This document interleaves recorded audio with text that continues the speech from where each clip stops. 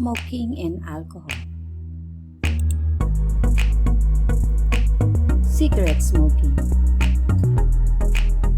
Cigarette is made of dry, finely cut tobacco leaves that are rolled in a paper case. A person smokes a cigarette by lighting up one end of it and inhaling the smoke into the lungs from the other end. Cigarette smokes contain approximately 4,000 chemicals, many of which are poisonous and can cause cancer. Every time the smoke is inhaled, small amount of these chemicals get into the blood through the lungs. They travel to all parts of the body and cause harm. Example of some chemicals found in cigarette smoke. Nicotine. It was used as an insecticide in the past. It is also the main factor that is responsible for addiction. Arsenic. It is used in rat poison. Methane. It is a component of rocket fuel. Ammonia. It can be found in floor cleaners. Cadmium. It is used in batteries. Carbon monoxide. It can be found in car exhaust. Formaldehyde. It is used to preserve body tissue. And butane. It is used as a lighter fluid.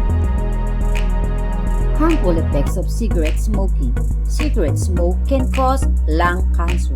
The tar in cigarette smoke can cause tumors to grow in a smoker's lungs. These tumors make the lungs stop working. People who smoke also suffer from chronic bronchitis. Bronchitis is an inflammation of the main air passages, bronchi, to the lungs. It causes cough, shortness of breath, and chest tightness. Cigarettes smoke also causes permanent damage to the air sac, alveoli, in the lungs. As a result, the body will not be able to get the oxygen that it needs. This medical condition is called emphysema. Emphysema causes shortness of breath and can lead to death. Some people with emphysema must breathe pure oxygen to prevent shortness of breath. A smoker is also more likely to get heart disease. Smoking causes fat to deposit and narrow blood vessels. This increases the risk of heart attack and strokes. The combinations of nicotine and carbon monoxide increases the smoker's heart rate and blood pressures. This puts a tremendous strain on the heart muscles and blood vessels, increasing the risk of heart attack and stroke even further. Cigarette smokes can also harm the health of a person who does not smoke by just breathing in the cigarette smoke. Non-smokers take a chance of having many of the same health problems as smokers. Moreover, there are people who are allergic to smoke. When these people come in contact with cigarette smoke, they risk having troublesome reactions such as an asthma attack. Alcohol. Alcohol is a chemical that is found in alcoholic drinks such as beer and wine. It is created when grains, fruits, or vegetables are fermented. Fermentation is a process that uses yeast or bacteria to change the sugar in the food into alcohol.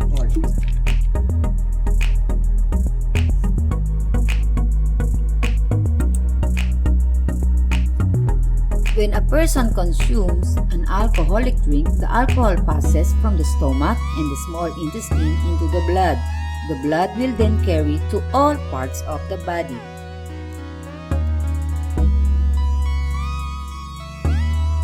Alcohol in the body. Alcohol enters the mouth. Alcohol in the blood gets to the brain within a few minutes. The liver is responsible for breaking down the alcohol. The small intestines absorb most of the alcohol into the blood. Heart pumps alcohol throughout the body. Some alcohol is absorbed by the stomach and enters the bloodstreams. Harmful effects of alcohol. When the alcohol in the blood gets to the brain, it will slow down the brain's ability to control the nervous system. This can affect the way the person thinks and acts. The person will have difficulty walking, blurred vision, slurred speech, slowed reaction times, and impaired memory. They may start doing things they would not do if they were not drinking. Often, these things that they do are dangerous to both others and themselves.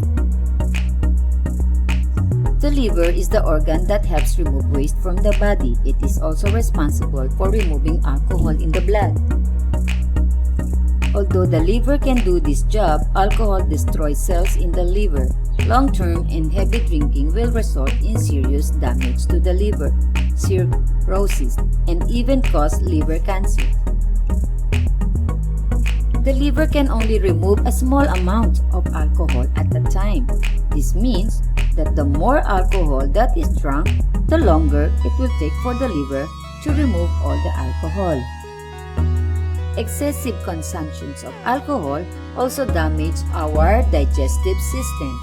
Not only does it make a person vomit, it can also cause throat cancer, stomach cancer, colon cancer, and internal bleeding. Prolonged and heavy alcohol consumption is bad for the heart. It weakens the heart muscles and their ability to pump blood. It also causes irregular heart rhythms and increases blood pressure, risking heart attack and stroke. Consuming alcohol also affects the reproductive system in both men and women. It can lead to infertility, impotency, can even cause mental retardation of the babies in pregnant women. Consuming large doses of alcohol in a very short amount of time will lead to alcohol poisoning. The person might lose consciousness and slip into a coma. The heart and lungs might even stop working, resulting in death. Protecting our health. The best method of protecting our health is to never start smoking or drinking alcohol. It is much easier to not try them in the first place than it is to quit.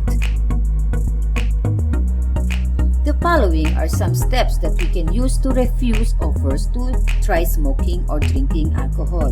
First, say no thank you politely. If pressure, use a firm and convincing tone of voice to say no and then walk away. Number 2, give an excuse by saying that you have something else to do. Number 3, know the facts about smoking and alcohol. Use the facts as arguments to turn down the offer. People cannot argue with facts.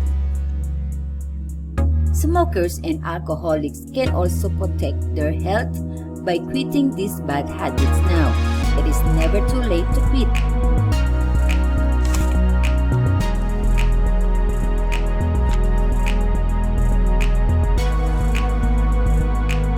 The following are some suggestions which can be used to quit smoking or drinking. First, think of the reason to quit. Write them down and put them in places where we will see them whenever we think of smoking or drinking. Second, set a quit date. Inform our family and friends to get help and support from them. Get rid of all the things and avoid all the situations that will remind us of smoking or drinking. Third, get help and advice from a doctor about the challenges encountered while quitting and how to deal with them. Quitting is very hard, but don't give up. Keep on trying and tell yourself that you can do it.